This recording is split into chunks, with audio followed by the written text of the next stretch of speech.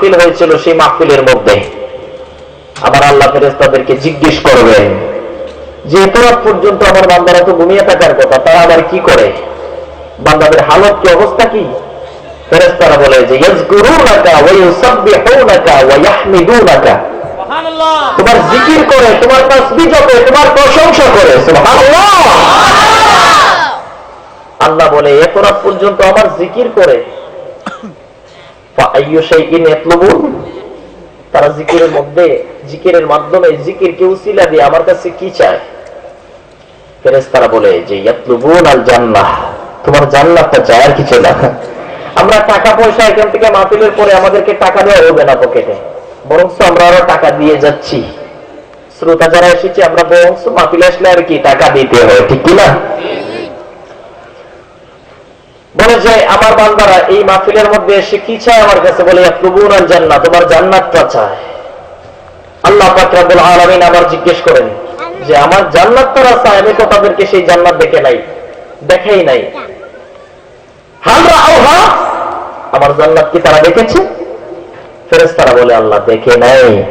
এত সুন্দর জান্নাত, আমাদের বিশ্বাস জান্নাতটা না দেখেই আজকে এত রাত পর্যন্ত তোমার জিকির ফিকির করতেছে এই ঠনঠনা মাটির উপরে বসে। আল্লাহ আমাদের বিশ্বাস তারা যদি একটি নজর তোমার এই জান্নাতটাকে দেখতো, আমার মনে হয় মৃত্যু রাত পর্যন্ত যতটা রাত্রি পাইতো প্রত্যেকটা রাত্রি শুধু তোমার জিকির ফিকিরের মধ্যে কাটাই দিত। আল্লাহ পাক রব্বুল আলামিন আবার পুনরায় জিজ্ঞেস করেন যে মিন আইয়ি শাইইন ইয়াতাহাওয়াদুন, তারা কোন জিনিস থেকে বাঁচতে চায়? তখন ফেরেশতারা বলে যে ইয়াতাহাওয়াদুনা জাহান্নাম, তারা জাহান্নামের আগুন থেকে বাঁচতে চায়। আল্লাহ আমাদেরকে কবুল করো, আমিন বলে। আল্লাহ আমাদেরকে জাহান্নামের আগুন থেকে ফানা দাও, আমিন। তখন আল্লাহ পাক রব্বুল আলামিন আবার পুনরায় জিজ্ঞেস করেন যে হাল রাআউহা, তারা কি আমার সেই জাহান্নামের আগুন দেখেছে নাকি? কয় দেখে নাই, তবে আমাদের বিশ্বাস এই ভয়াবহ অগ্নিকুণ্ডলী যদি তারা একটি নজর দেখতো, বাড়িঘর, বিল্ডিং, স্ত্রী পুত্র সব কিছু ফেলে দিয়ে সবাই পাগল হয়ে শুধু পাহাড়ের মধ্যে দৌড়ে চলে যেত। আমার আল্লাহ পাক রব্বুল আলামিন বলেন আমার ফেরেশতারা কোথায় গিয়েছিলাম সব কিছুর খবর আমি আল্লাহ রাখি। আমি আল্লাহ হচ্ছি মুহিত, তোমরা কোথায় গিয়েছিলে সব খবর আমি জানি রে ফেরেশতারা। আমার বান্দাদের শিরকের হালতটা তোমরা ভালোভাবে লিপিবদ্ধ করে রাখো। কাল হাসরের ময়দানে আমার এক একটা বান্দা এক একজন এক এক বিপদের মধ্যে পড়বে। কেউ মিজানের পাল্লার মধ্যে আটকা পড়বে, কেউ ফুল সিরাতের পাল্লার মধ্যে আটকা পড়বে, কেউ ফুল সিরাতের পুলের গোড়ায় আটকা পড়বে, কেউ জাহান্নামের গেটের মধ্যে থাকবে। সবাই নফসি নফসি করে করে যেদিন কাঁদবে, আমি আল্লাহ পাক রব্বুল আলামিন আজকের এই মাহফিলকে উসিলা করে আমার রহমান রহিম নামের গুণ দেখিয়ে আমার এক একটা বান্দাকে আমি ওই মাহফিলটা উসিলা বানাইয়া তাদেরকে জান্নাতে দিয়ে দিতে পারি। জোরে বলেন সুবহানাল্লাহ। একটু খুশি হয়ে থাকলে আওয়াজ করে বলুন আলহামদুলিল্লাহ। আমার ভাইয়েরা মর্যাদা কি প্যান্ডেলের ভিতরে যারা রয়েছে তাদের নাকি বাইরের যারা তাদের? আমার ভাইয়েরা বন্ধুরা যারা বাহিরে দাঁড়িয়েছেন আল্লাহর হস্তে মেহেরবানি করে বলবো যদি ভিতরে ঢুকে যান আমি চাই সেই মর্যাদার অধিকারী হন। আর ভিতরে ঢুকে যান, আল্লাহ আমাদের আজকের মাহফিলকে কবুল করুক। সকলে বলুন আমিন। জায়গা হচ্ছে না, বসবে কোথায়? কাজেই একটু মেহেরবানি করে আমি আল্লাহর হস্তে আপনাদের কাছে জোরহাত করছি, হালকা একটু জিকির করি। সামনের দিকে আসবেন, জিকির করবেন। পিছনের ভাইয়া দাঁড়িয়ে রয়েছে, বসার জায়গা পাচ্ছে না। আগামীতে মনে হয় প্যান্ডেল আরো বড় করতে হবে। একটু আগে বসেন আর একটু জিকির করেন। পিছনের ভাইয়া বসার জায়গা পাও। লা ইলাহা ইল্লাল্লাহু লা ইলাহা, আসেন আসেন একটু আগে আসেন। লা ইলাহা ইল্লাল্লাহু লা ইলাহা সুবহানাল্লাহ ওয়ালহামদুলিল্লাহ লা ইল্লাল্লাহ লা ইলাহা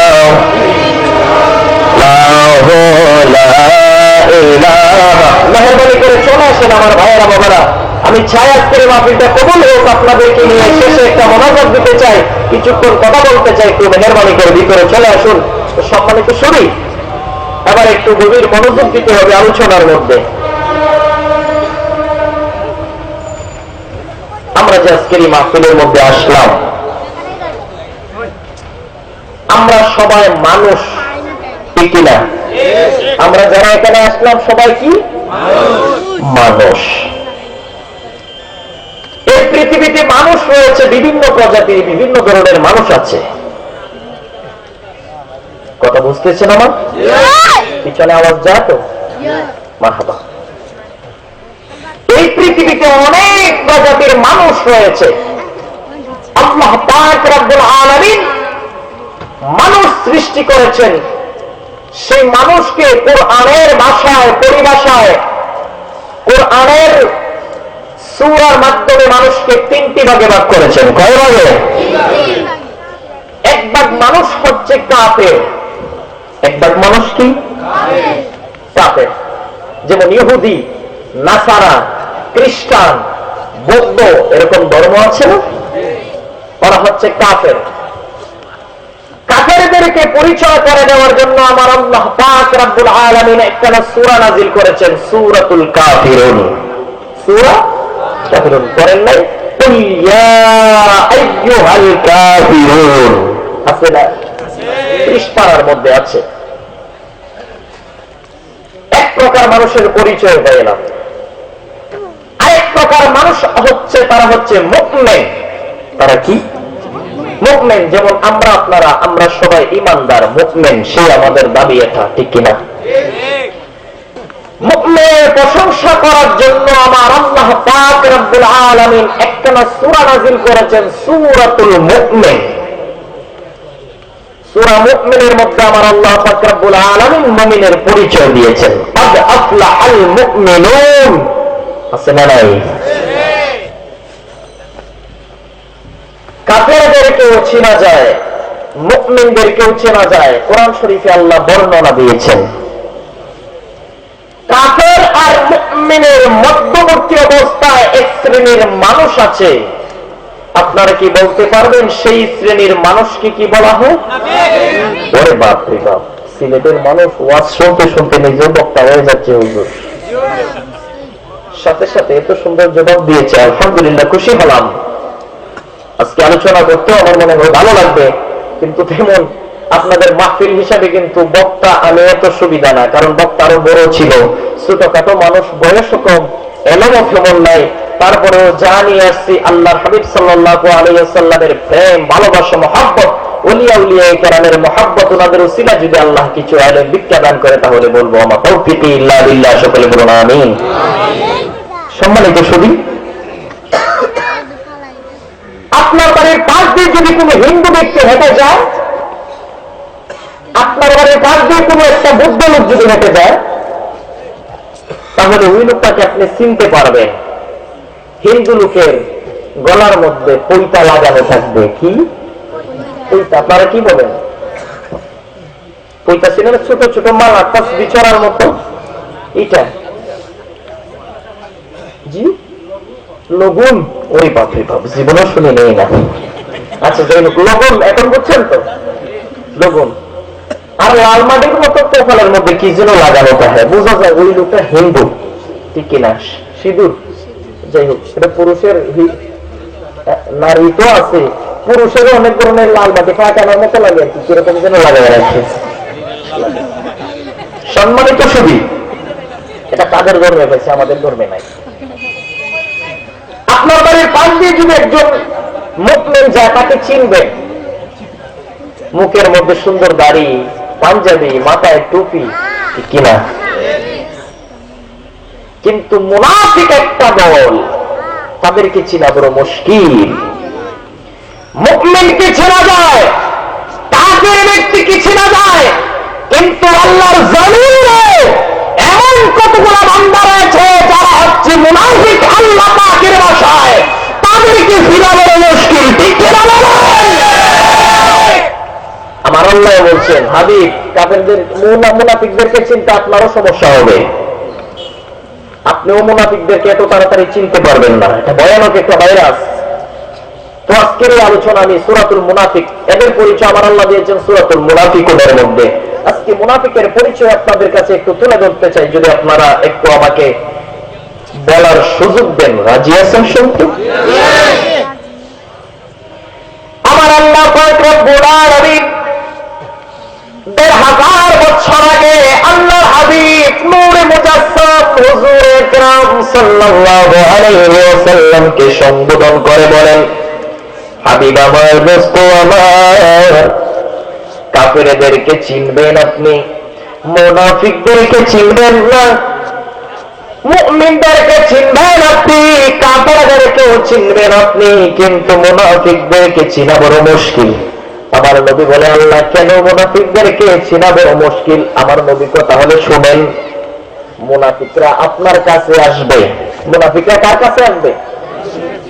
আল্লাহর হাবিবের কাছে মুনাফিকেরা দল আসবে। বলবে, আসার পরে কি বক্তব্য দিবে শুনুন। মুনাফিকের বক্তব্য শুনবেন। আমার আল্লাহ বলেন, ইযা জাআকাল মুনাফিকুনা ক্বালু, আমার আল্লাহ বলেন, হাবিব আমার, ইযা জাআকাল মুনাফিকুন, মুনাফিকের দল আপনি নবীর কাছে আসবে। আসার পরে ক্বালু, ক্বালা ক্বালা ক্বালু, জমার সিগা, সমস্ত মুনাফিক একত্রিত হয়ে আপনি নবীকে বলবে, তারা আপনি নবীর কাছে বলবে। মুনাফিকরা কি বক্তব্য দেয় শুনুন। নাশহাদু ইন্নাকা লারাসূলুল্লাহ,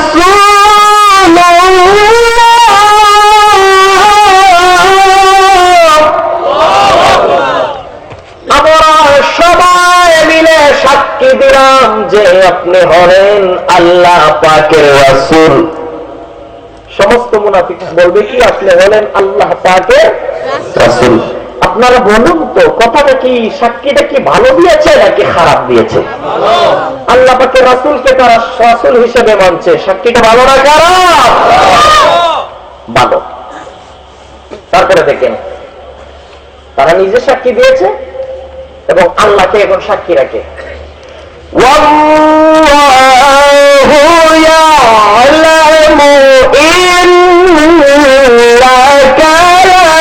লারাসূলুহু,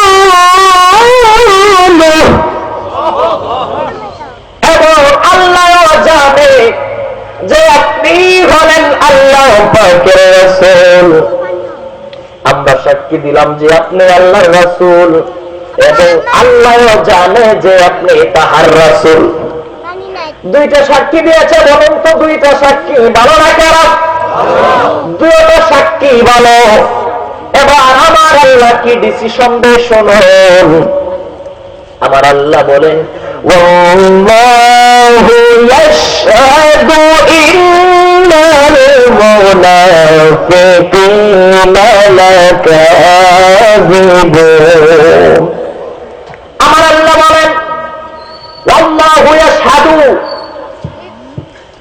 আল্লাহ পাক সাক্ষী দিচ্ছে, তারা হচ্ছে মুনাফিকের দল, তারা হচ্ছে মৃত্যুকের দল, তারা হচ্ছে মুনাফিক, তারা হচ্ছে মিথ্যাবাদী। তারা কি সাক্ষী দিয়েছে? আমরা সাক্ষী দিলাম আপনি আল্লাহ রাসূল। আল্লাহ জানে আপনি আল্লাহর রাসূল।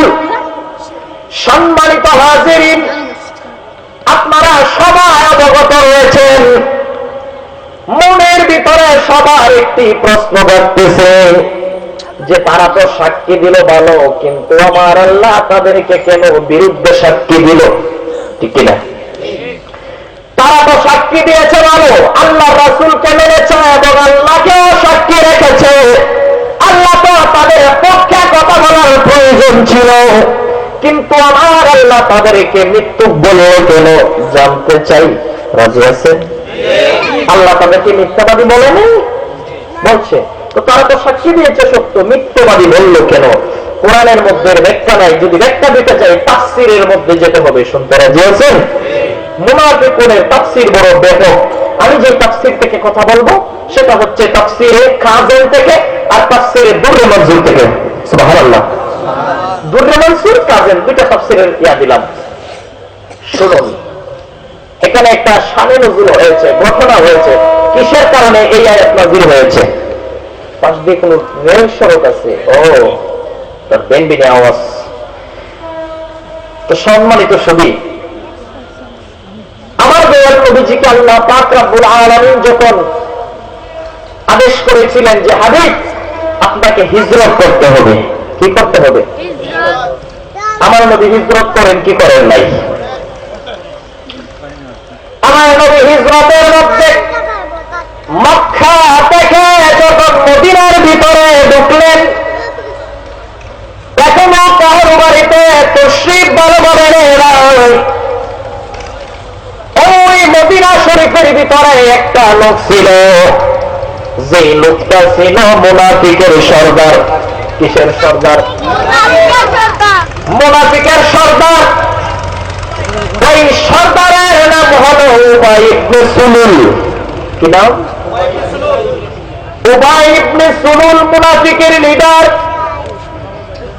তার বড় বড় পরিকল্পনা ছিল যে মদিনা শরীফের ভিতরে আমি নেতাগিরি করব। কি গিরি করবে? আমি নেতাগিরি করব, আমি নেতৃত্ব দিব, আমার ওয়ার্ডারে মদিনাবাসী চলবে। কিন্তু আমার নবী যখন মদিনা শরীফের ভিতরে ঢুকে গেলেন, আর নেতাগিরি থাকবেনি। নেতার কেতা ছুটে যাবে না, নেতার কেতা হারিয়ে ফেলবে, নেতাগিরি শেষ। যেই লোকটার কারণে, যেই লোকটা আমার নবী যাওয়ার কারণে তার নেতাগিরি শেষ, ওই লোকটা কি আমার নবীর পক্ষে থাকবে না বিপক্ষে? ওই লোকটা হচ্ছে মুনাফিকের লিডার, যার নাম হচ্ছে উবাই ইবনে সুলুল।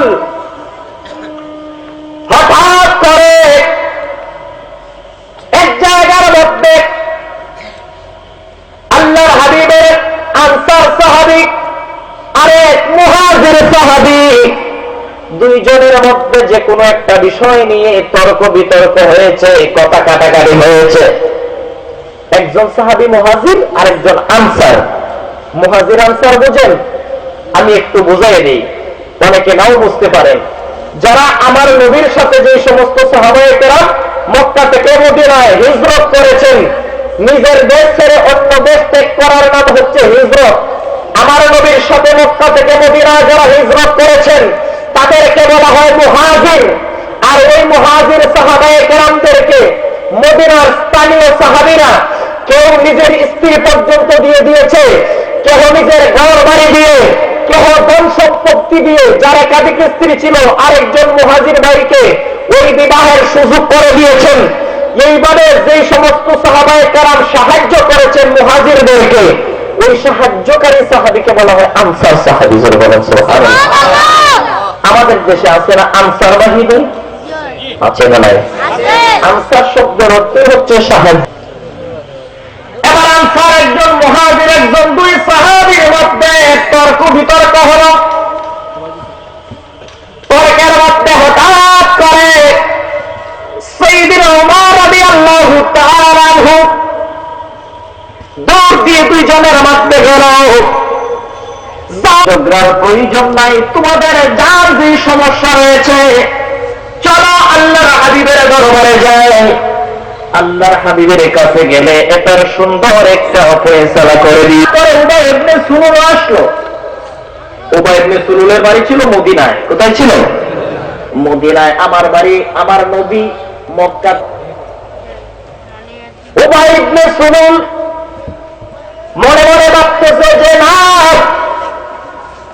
আল্লাহর হাবিবের দরবারে যাওয়ার প্রয়োজন নাই, আমরা এটার প্রতিশোধ নেব। নাউজুবিল্লাহ বলে। সাইয়্যিদুনা ওমর রাদিয়াল্লাহু তাআলা আনহুকে বলে না, মানতে পারি না, কারণ মদিনার ভিতরে আসার সাথে সাথেই আমাদের সাহাবীর উপর আক্রমণ করেছে, আমাদের উপর অত্যাচার শুরু করে দিয়েছে, কাজে আমরা সেটা মেনে নিতে পারি না, আমরা এটার প্রতিশোধ নিতে চাই। জোরে বলেন নাউজুবিল্লাহ।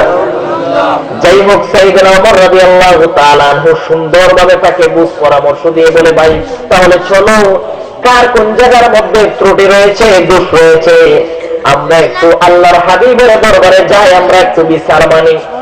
যদি বিচার মানি তাহলে এটার সুন্দর সমাধান হয়ে যাবে। জোরে বলেন সুবহানাল্লাহ। পরামর্শটা ভালো না খারাপ? উবাই ইবনে সুলুল এবার বলে, ঠিক আছে, কিন্তু বিচার এখন মানি না, বিচার হবে কালকে। বিচার হবে কি? বিচার হবে কালকে, আজকে মানি না। কেন মানে না শুনুন। সাইয়েদনা ওমর রাদিয়াল্লাহু তাআলা বলেন, তাহলে ঠিক আছে, আর যেন বিষয়টা বাড়াবাড়ি না হয়, কালকে হবে বিচার। যখন রাত্রি হলো, কি হলো? রাত্রি যখন হয়ে গেল, উবাই ইবনে সুলুল তার যে কিছু দলবল রয়েছে মুনাফিকের দল, তাদেরকে রাতের বেলায় মিটিং করলো, ডাক দিল। ডাকার পরে একটা বৈঠকের মধ্যে বসলো। কিসের মধ্যে? বৈঠকের মধ্যে বসলো। বসার পরে উবাই ইবনে সুলুল একটা বক্তব্য দিয়েছিল। বক্তব্যটা কি শুনবেন? কোরআনের মধ্যে আমার আল্লাহ পাক রব্বুল আলামিন সুন্দরভাবে সেই বক্তব্যটাকে তুলে ধরেছেন। উবাই ইবনে সুলুল বলছে, তখন এই বক্তব্যটা আমার আল্লাহ কোরআনের ভাষা দিয়ে আল্লাহর হাবিবকে শোনাইতেছে। সুবহানাল্লাহ। ইয়াকুলুনা লা ইরাজানা ইলাল মাদিনা মাদিনাতি লা ইউখরিজান্নাল আ'আজ্জু মিনহাল আযাল। সুবহানাল্লাহ। উবাই ইবনে সুলুল বলছে, আমরা যারা মদিনাবাসী রয়েছি, আমরা যারা ইজ্জতওয়ালা রয়েছি, আমরা যারা সম্মানিত রয়েছি, যারা মদিনার ভিতরে লোকাল রয়েছি, স্থানীয় রয়েছি, আমরা বের করে দিব। কি করে দিব? আমরা সবাই মিলে বের করে দিব ওই মক্কাবাসী বাদাইম্মাদেরকে। বাদাইম্মা কথা না বুঝছেন? আনলোকাল যারা, মানে এক জায়গা থেকে আরেক জায়গায় আসলে, চট্টগ্রামের ভাষায় বা বিভিন্ন কুমিল্লা এলাকায় কাউকে গালি দিলে বাদাইম্মার গরুর হাতি, কইনি এলাকায় বলে বাদাইম্মা বলে গালি, অর্থাৎ নিজের এলাকা ছেড়ে আরেক জায়গার মধ্যে আসলে সর্বপ্রথম এরকম গালি দেওয়া হয়। সম্মানিত হাজির, যখন বৈঠকের মধ্যে বলল আমরা যাই যত্ন রয়েছি, আমরা যারা স্থানীয় রয়েছি, আমরা সবাই বের করে দিব তাদেরকে। সম্মানিত হাজিরিন, এই মজলিসের মধ্যে যত মুনাফিক ছিল, এর মধ্যে ছিল আমার নবীর একজন প্রেমিক সাহাবী, যে সাহাবীর নাম হচ্ছে হযরত যায়েদ ইবনুল আরকাম। যেরকম সুবহানাল্লাহ। যায়েদ ইবনুল আরকাম লাফ দিয়ে দাঁড়িয়ে যায়। দাঁড়িয়ে যাওয়ার পরে ডাক দিয়ে বলে, উবাই ইবনে সুলুল, আমার সহ্য হলো না, তুমি কেমন একটা গালি দিয়েছ, তুমি বলছো মক্কাবাসী বাদাইম্মাদেরকে বের করে দিবে, তুমি কি জানো না আমার নবী তো হচ্ছে মক্কাবাসী? গালিটা তো আমার নবীর উপরেও পড়েছে, ঠিক কিনা? আমার নবীকে উদ্দেশ্য ভাবে একবারে নির্ধারিত করে গালি দেয় না, খাস করে গালি দেয় নাই, দিয়েছে আমভাবে, কিন্তু আমের ভিতরে আমার নবী পড়েছে, কারণ আমার নবীও মক্কাবাসী, ঠিক কিনা? উবাই ইবনে সুলুল বলে, তাকে তাড়াতাড়ি অ্যারেস্ট করো, ধরো। যায়েদ ইবনুল আরকাম দৌড়তে শুরু করলেন। দৌড়তে দৌড়তে হঠাৎ করে আমার দয়াল নবীর খেদমতে হাজির হয়ে যায়। হাজির হওয়ার পরে হয়রান হয়ে গিয়েছে, পেরেশান, আর চোখটাকে টপটপ করে পানি করতেছে। আমার নবী বলে, যায়েদ ইবনুল আরকাম, তোমার কি হয়েছে, কি হয়েছে? যায়েদ ইবনে আরকাম বলে, ইয়া রাসূলুল্লাহ, চোখের পানি ধরে রাখতে পারি না, আজকে আপনার সাহাবী এমন একটা কথা বলেছে, ইয়া রাসূলুল্লাহ, কলিজাটা যেন ফেটে যাচ্ছে নবী গো। আমার নবী বলে, কি হয়েছে? যায়েদ ইবনে আরকাম বলে, ইয়া রাসূলুল্লাহ, ইয়া হাবিবাল্লাহ, আপনার সাহাবী উবাই ইবনে সুলুল আর তার দলবল, তারা আপনি নবী এবং আমাদেরকে বাবেন না বলে গালি দিয়েছে। সুরে কন্যা নাউযুবিল্লাহ। আমার নবী একটু কষ্ট পেলেন, বলতেছে যায়েদ ইবনে আরকাম, তাহলে ঠিক আছে, উবাই ইবনে সুলুলকে ডাকা হোক, তার দলবলকে ডাকা হোক। এবারে ডাক দিল, না বলে গালি দিয়েছ। উবাই ইবনে সুলুল যদি তখন বলতো, ইয়া রাসূলুল্লাহ, ইয়া হাবিবাল্লাহ, আমার ভুল হয়ে গিয়েছে, দয়া করে ক্ষমা করে দিন, আমার নবী যদি ক্ষমা করে দিত তার কোনো সমস্যা হতো না। কারণ ঠিক কিনা বলেন? আমার নবী যাকে ক্ষমা করে দেয়, যার জন্য সুপারিশ করে, আমার আল্লাহ তার সুপারিশ কবুল করে নেই। জোরে বলেন সুবহানাল্লাহ। আমার কথার কোরআন শরীফ, ওয়ালা আন্নাহুম ইয যালামু আনফুসাহুম জাউকা ফাস্তাগফিরুল্লাহা ওয়াস্তাগফারা লাহুমুর রাসূল, সুবহানাল্লাহ, লাওয়াজাদুল্লাহা তাওয়াবার রাহিমা। যাই হোক, এই আয়াতের ব্যাখ্যার মধ্যে পরে আসবো। বলছিলাম, আমার নবী যদি কারো জন্য সুপারিশ করে, আমার আল্লাহ দেরি করে নেই, ক্ষমা করে দেয়।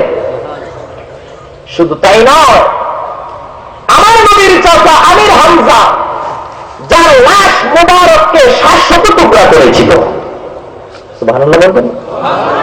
জীবনে কত শহীদের কাহিনী শুনলাম, কিন্তু 700 টুকরা এই কাহিনী শুনলেন। আমির হামজার লাশকে 700 টুকরা করেছিল। আমির হামজা রাদিয়াল্লাহু তাআলা আনহুর সেই কলিজা নিজের হাতে টান দিয়ে আবু সুফিয়ানের স্ত্রী হিন্দা নিজে চিবিয়ে চিবিয়ে খেয়েছিল। মক্কা বিজয়ের দিন যখন বিপদের মধ্যে পড়ে গিয়েছে, মক্কা বিজয়ের দিন যখন বিপদের মধ্যে পড়ে গিয়েছে, বিপদের মধ্যে পড়ে যাওয়ার পরে আমার নবীজির কাছে গিয়ে বলতেছে, ইয়া রাসূলুল্লাহ, ইয়া হাবিবাল্লাহ, আমি বড় অসহায়, আমি বড় বিপদের মধ্যে পড়ে গিয়েছি। আমি আপনার চাচা আমির হামজার সেই কলিজা নিজের মুখে আমি বক্ষণ করেছি, খেয়ে ফেলেছি। ইয়া রাসূলুল্লাহ, আপনি দয়া করে আমাকে ক্ষমা করে দিন। সুবহানাল্লাহ, আপনি দয়া করে আমাকে ক্ষমা করে দিন। আমার নবী বলেছে, হিন্দা, হিন্দা, আমার কাছে ক্ষমা চাইনি, আমি তো কাউকে খালি হাতে ফিরিয়ে দিতে পারি। আরে হিন্দা, যাও যাও, তোমার ক্ষমা আমি আল্লাহর কাছ থেকে মঞ্জুর করে নিলাম। হিন্দা, তোমার অতীতের জীবনের সব গুনাহ মাফ, তুমি মুসলমান হয়ে যাও, তোমার অতীতের জীবনের সব গুনাহ মাফ হয়ে গেল। তবে আমার একটা শর্ত রে হিন্দা, তুমি কোনোদিন সরাসরি আমার সামনে কোনো মজলিসে বইসো না, তুমি সরাসরি কোনোদিন আমার সামনে চোখে চোখ রাখিয়ে তাকাইও না।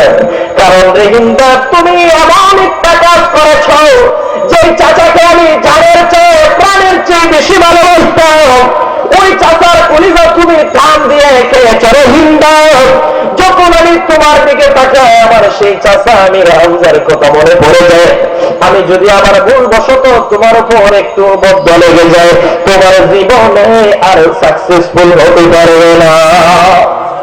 সুবহানাল্লাহ বলবেন না? সম্মানিত হাজিরিন, এই কথাটাই বুঝাইতে চেয়েছিলাম। যদি কেউ অপরাধ করে আল্লাহর হাবিবের কাছে গিয়ে দোষ ত্রুটি স্বীকার করে ফেলে, আমার নবী তাকে ক্ষমা করে দিবে, ঠিক না? ক্ষমা করে দেন। কিন্তু যখন উবাই ইবনে সুলুলকে জিজ্ঞেস করা হলো, রে উবাই ইবনে সুলুল, আমাদেরকে তুমি বাঁধেন না বলে জানিয়ে দিয়েছো কিনা? উবাই ইবনে সুলুল বলে, ইয়া রাসূলুল্লাহ, নাউযুবিল্লাহ, নাউযুবিল্লাহ, নাউযুবিল্লাহ। দুই গালের মধ্যে টাপা দিয়ে বড় বড় করে নাউযুবিল্লাহ, নাউযুবিল্লাহ, নাউযুবিল্লাহ। ইয়া রাসূলুল্লাহ, এত বড় কথা কে বলেছে? আমি তো এটা বলি নাই। মুনাফিকের প্রথম আলামত হচ্ছে মিথ্যা বলবে, ঠিক না? সেই মিথ্যা আমরা ছাড়তে পারবো কি পারবো না? চেষ্টা করবেন সব সময়, কারণ মিথ্যা সমাজ আস্তে আস্তে বড় যাচ্ছে। মিথ্যা হচ্ছে সকল পাপের মূল। এবার শুনুন, আমি আপনাকে জানের চেয়ে ভালোবাসি। দেখেন মুনাফিকের মুখ কত মিষ্টি। ইয়া রাসূলুল্লাহ, জানের চেয়ে বেশি ভালোবাসি। ইয়া রাসূলুল্লাহ, এত বড় মিথ্যা কথাকে আমার উপরে বলেছে, আপনাকে আমি ভাবেন না বলে বলে দিয়েছি। আমার নবীকে কেন আমার সাহাবী যায়েদ ইবনে আরকাম বলছে? সুবহানাল্লাহ। লিডার হতে চাইছিল তো, মাথার মধ্যে ব্রেনটা একটু বেশি, কারণ লিডার হতে হলে একটু ক্রিমিনালিটি ভিতরে থাকতে হয়। সে হঠাৎ করে বলে উঠলো যে উবাই ইবনে এই যায়েদ ইবনে আরকাম যে শুনেছে, তাহার কোন সাক্ষী আছে? قالوا